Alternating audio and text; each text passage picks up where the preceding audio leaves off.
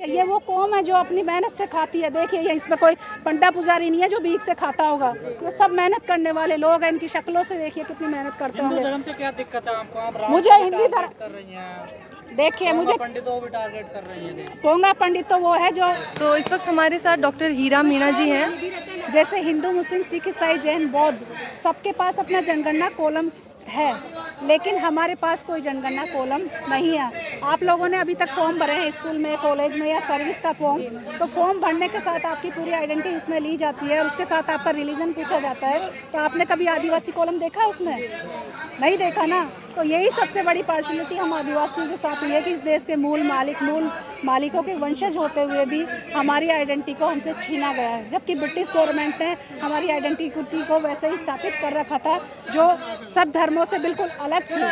न वो आदिवासी जो जल जंगल जमीन या प्रकृति के साथ अपने जीवन को जीता है और वास्तविक चीज़ों में विश्वास करता है, वो काल्पनिक दुनिया से दूर होता है और मानवीय संबंधों में विश्वास करता है। वो सामूहिकता, स्वनिर्भरता, सहृदयता और सबको साथ लेने की परंपरा के साथ जीता है। इसीलिए वो अपने पुरखा परंपराओं के साथ, अपनी संस्कृति के साथ और अपनी भाषा के साथ जीना चाहता है और अपनी पहचान के साथ रहना चाहता है, जो किसी धर्म पर आधारित नहीं है। वही काम तो मोदी जी कर रहे हैं, बोल रहे हैं कि हिंदू राष्ट्र बनाएंगे, सब एक समान कहलाएंगे। देखिए क्या इस देश में मुस्लिम नहीं है? मुस्लिम है ना, ईसाई नहीं है, ईसाई भी है ना, सिख है, बौद्ध है, जैन है, पारसी है और हम आदिवासी हैं। तो सोचिए हिंदू राष्ट्र कैसे बनेगा? क्या किसी एक कौम का कोई राष्ट्र बन सकता है? नेपाल बना है हिंदू राष्ट्र क्योंकि वहाँ हिंदू आबादी बहुत ज़्यादा है। आपको पता होना चाहिए हिंदू और मुस्लिम के बाद तीसरी बड़ी आबादी हम आदिवासियों की है। तो ये आदिवासी राष्ट्र था, है और आदिवासी राष्ट्र रहेगा। मैं इसलिए कह रही हूँ क्योंकि हम आदिवासियों को मुसलमानों में बांट रखा है, ईसाइयों में बांट रखा है, हिंदुओं में बांट रखा है और आदिवासियों की आबादी अलग है। उस आबादी के हिसाब से हम तीसरी बड़ी आबादी है इस मुल्क में, इस देश में, भारत में, हिंदू और मुस्लिम के बाद। तो सोचिए जब ईसाई धर्म के आदिवासी या मुस्लिम धर्म के आदिवासी या हिंदू धर्म के आदिवासी एकजुट हो जाएंगे तो पहली आबादी होगी आदिवासियों की। इसीलिए मोदी जी और आरएसएस डरे हुए हैं। वो बार बार में क्यों कहते हैं हिंदू राष्ट्र, हिंदू राष्ट्र? क्या उनको नहीं पता संविधान में हिंदू मुस्लिम सिख ईसाई जैन बौद्ध 6 धर्मों को कॉलम कोड मिला हुआ है और इनकी सबकी जनगणना हो रही है। आप लोगों ने अब बचपन से लेकर अब तक देखा, आपके माता पिता दादा दादी सबसे पूछिए कि इस देश में कितने धर्म रहते हैं। और हम कोई गणतंत्र दिवस की परेड नहीं है। उस परेड में जब आप देखते हो कौन से रंग देखते हो आप? वो आदिवासियत के रंग होते हैं, वो पूरे देश भर के आदिवासियों के रंग होते हैं और वो जीवंत लोग हैं जो इस धरती, इस जंगल जमीन के लिए हमेशा से संघर्ष करते रहे। 1857 के संग्राम से पहले 250 साल पहले से वो संघर्ष करते रहे हैं और आज भी संघर्ष कर रहे हैं। आपने बेलाडीला कांड देखा, आपने डुमारी पहाड़ कांड देखा, अभी स्टैचू ऑफ लिबर्टी का जो मैंने उदाहरण दिया है, कितने आदिवासियों को विस्थापित किया गया। जितने भी प्रोजेक्ट बनते हैं, जितनी भी सेंचुरियाँ बनती है, जितने भी बड़े बड़े औद्योगिक कल कारखाने आदिवासी क्षेत्रों में ही बनते हैं और आदिवासियों की तबाही पे ही बनाए जाते हैं। क्यों? ताकि उनको बर्बाद किया जाए, उनका विस्थापन किया जाए, उनकी भाषा संस्कृति, उनके साहित्य से उनको दूर किया जाए। कभी मोदी जी ने कहा है कि आदिवासियों ने इतना बलिदान दिया है तो उनके लिए कुछ किया जाना चाहिए? इतने बड़े बड़े स्टैचू लगा रखे हैं। मैंने उदाहरण दिया, शंकराचार्य का दिया, हनुमान जी का दिया, राम जी का दिया। उन्होंने देश की आज़ादी में कोई योगदान दिया था क्या? या कोई योगदान रहा है किसी भी प्रकार का? आप खुद अपने दिल पे हाथ रख के देखिए कि ऐसे स्टैचू का कोई योगदान सीमा पे रहा है, सीमा के अंदर रहा है, बीमारियों में रहा है, रोजगार में रहा है, या शिक्षा में रहा है, या स्वास्थ्य के लिए रहा है। तो मैं सैल्यूट करूंगी उनको कि वो ऐसी चीजें बना रहे हैं ताकि जनता को प्रेरणा मिले। इतना समय आपको जो नक्सली घोषित कर दिया सरकार ने और मीडिया ने, देखिए घोषित करने से कुछ नहीं होगा।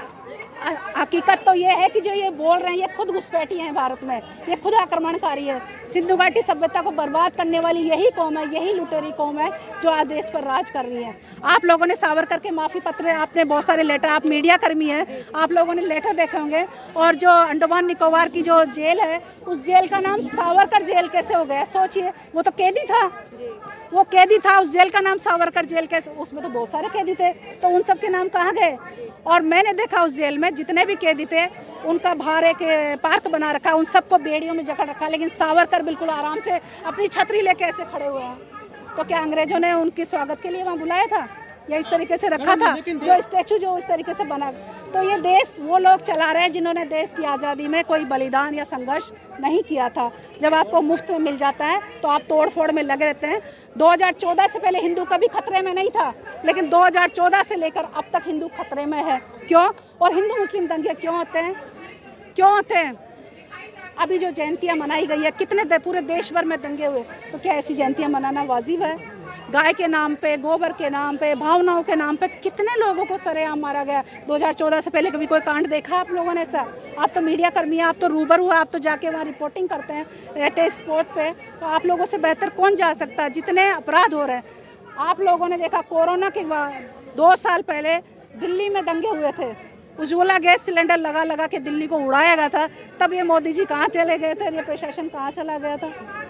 सोचिए, इतने बड़े बड़े नाराजगी मेरी किसी से नहीं है। मेरी मेरे पुरखों ने जो बलिदान, जो संघर्ष किए हैं, और आज जो कौम जो संघर्ष कर रही है, ये वो कौम है जो अपनी मेहनत से खाती है। देखिए, ये इसमें कोई पंडा पुजारी नहीं है जो भीख से खाता होगा। ये सब मेहनत करने वाले लोग हैं। इनकी शक्लों से देखिए कितनी मेहनत करते होंगे। धर्म से क्या दिक्कत है आपको? मुझे हिंदी धर्म कर रही हैं, देखिए, मुझे पंडितों भी टारगेट कर रही हैं। तो मंदिरों में कितनी देवदासियाँ रखी जाती है, कितने कांड देखे हैं। और आज भी जो साधु संत है वो कितने कांड, आप मीडिया वाले हैं, आप लोगों को तो अच्छे। राम रहीम तो बड़ा संस्कारी है ना, आसाराम भी संस्कारी था, वो भी राम के भजन गाता है, आपको संस्कार देता है। लेकिन वो कितने लोगों का जीवन बर्बाद किया, और बर्बाद करके उन लोगों को मार काट के कैसे गायब कर देते हैं वो लोग। आज जेलों में क्यों है? राम रहीम कैसे छूट गया? क्यों जेल में गया था? ये संस्कारी लोग ही तो हैं जो पूरे समाज को अफीम चटाकर खुद उनका शोषण कर रहे हैं, और ये राजनेता उनको पाल कर रखते हैं ताकि उनका वोट बैंक तैयार रहे हमेशा। एक आखिरी बात, हमारे दर्शकों को क्या कहना चाहिए? मैं यही कहना चाहूँगी, आप चाहे किसी भी धर्म, किसी भी जाति, किसी भी कौम के हों, ये राष्ट्र हम सबका है, और सभी धर्मों को समान जो मौलिक अधिकार मिले हुए हैं, जो समान स्वतंत्रता मिली है, वो संविधान ने सबको दी है। और ये देश धर्मनिरपेक्ष राष्ट्र है, कोई हिंदू राष्ट्र नहीं है, किसी की बपोती नहीं है। इसमें सब धर्मों के नागरिक निवास करते हैं, और ये सभी का देश है, और इसमें सभी रहते हैं। तो सभी को मान सम्मान के साथ उनकी पहचान को स्थापित हमेशा के लिए करना चाहिए। और मोदी जी से, और अमित शाह जी से, और भागवत जी से, और योगी जी से मैं गुजारिश करना चाहूँगी कि हम आदिवासी हैं, आदिवासी ही रहेंगे, और हमारी मूल पहचान के साथ कोई खिलवाड़ मत कीजिए, और हमारी पहचान को स्थापित कीजिए, और हमें भी जनगणना कॉलम कोड दीजिए जैसे और धर्मों और जातियों को दे रखा है। हिंदू जाग गए हैं, लेकिन आदिवासी क्यों नहीं जागे अभी तक भी? ये जो आप सैलाब देख रहे हो, ये किसका देख रहे हो? और आदिवासी तो शुरू से जागे हुए थे। हिंदू हम अफीम खा के हमेशा हर त्योहार मनाता है, लेकिन आदिवासी हमेशा जागता रहता है। वो हडिया हांडी पीता है, लेकिन हमेशा जागृत रहता है, वो कभी नशे में नहीं रहता। आपने कभी नहीं देखा होगा। देश में राजनीति हो रही है आज, है राम की राजनीति हो रही है केवल। वो राजनीति हो रही है सत्ता पाने के लिए और हिंसा फैलाने के लिए। बाकी राम तो पहले भी थे, उसी राम को पनाह देने वाले ये आदिवासी हैं। जब आपके राम को उनके बाप दादाओं ने घर से निकाल दिया था, तो इन्हीं लोगों ने पनाह दी थी, इन्हीं के जंगलों में जाके वो बसे थे। उसी शबरी ने उनको बेर खिलाकर बचाया था, भूखे राम को बेर खिलाकर बचाया था। सोचे तो दादी कौन हुआ? वो महिला जो जंगल से बेर इकट्ठे करके, आपको पता बेर कैसे तोड़े जाते हैं, कैसे इकट्ठे? एक बेर नहीं तोड़ सकते आप उस झाड़ से, लेकिन उस महिला ने बेर चक के उसको खिलाए हैं। आप सोचिए, आज आधुनिक युग में रह रहे हैं, आप बड़े हैं या आपके छोटे भाई हैं, तो सोचिए आप अपने भाइयों के कंधों पे बैठ के चलेंगे क्या? तो वो राम कैसे चले थे? वो क्या विकलांग थे? सोचिए, उस कहानी को सोचिए। आपकी माँ, बहन, बेटी है, वो प्रेग्नेंट हो जाए उसके पति के द्वारा, वो घर से निकाल दी जाए, अग्नि परीक्षा ली जाए, और उसको मतलब कोई खोज खबर ना लेकर जंगल में छोड़ दिया जाए, तो फिर भी आप उसी को इस तरीके से माने? भगवान कौन से हैं? मेरे भगवान ये नेचर है जो हमें ऑक्सीजन दे रही है, पानी दे रही है, खाने को दे रही है, रहने को दे रही है, और जब हम मर जाएंगे तभी यही अपनी आगोश में ठेके पे जा रही है सारी चीजें देश में। वो कौन दे रहा है? वो राम के भक्ति दे रहे हैं ठेके पे। ठेके पे देने वाले ठेकेदार कौन है? वो राम भक्ति है, जो राम भक्ति और राष्ट्रभक्ति के नाम पे पूरे देश को बेच चुके हैं। बैंक बेच चुके, रेलवे बेच चुके, सारे शिक्षण संस्थान बेच चुके, और अब तो आधुनिक शिक्षा नीति जो ला रहे हैं उसमें ये शिक्षा नीति भी बिक गई है। 60% प्राइवेट जाएगी और 40% ये मीडिया के थ्रू होगी। तो सोचिए कितने लोग ले पाएंगे उस एजुकेशन को? सरकार बहुत बेवकूफ़ और भोंडी और विकलांग और दिव्यांग सरकार है। ये कहती कुछ और है, करती कुछ और है। ये स्टैचू ऑफ लिबर्टी आदिवासियों के विकास के लिए है। आदिवासियों का विस्थापन किया गया ना, हजारों लाखों आदिवासी विस्थापित किए। अब वहाँ रिसोर्ट बनाए गए हैं ताकि अडानी अंबानी या बड़े बिजनेसमैन को वहाँ दिए जाए ताकि वो वहाँ पर व्यापार कर सके। वहाँ एक ट्राइबल विलेज बनाया गया है लेकिन वहाँ ट्राइबल को रहने नहीं दिया जाएगा। आप जैसे मीडिया वाले या बड़े बड़े जो नौकरशाह है या पैसे वाले लोग हैं वह अपने मनोरंजन के लिए वहाँ जाएंगे और रहेंगे, और आदिवासियों को वहाँ से बेदखल किया गया। तो सोचो उनके क्या हालात होंगे, कहाँ गए होंगे, कैसे जी रहे होंगे। तो सोचिए क्यों ऐसे हालात है आदिवासियों के साथ, और कौम के साथ तो नहीं है, ये साधु संतों के साथ तो नहीं है। आप अफीम खिला कर इनको भेज रहे हो। अभी कल ही मैंने अपनी कॉलोनी में देखा 2 ऑटो आए और उसमें से मैं सोचा किसी का गेस्ट आए होंगे, देखा तो 11 साधु निकले 2 ऑटो में। दिल्ली में अलाउ नहीं है 3 लोगों से ज़्यादा बैठना, लेकिन 11 लोग निकले।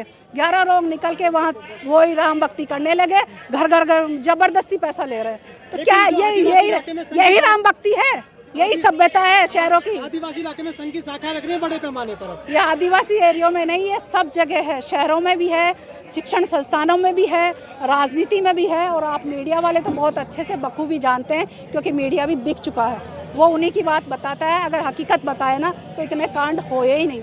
अगर सच बताएं तो हम जंतर मंतर पे आके हम धरने नहीं करते।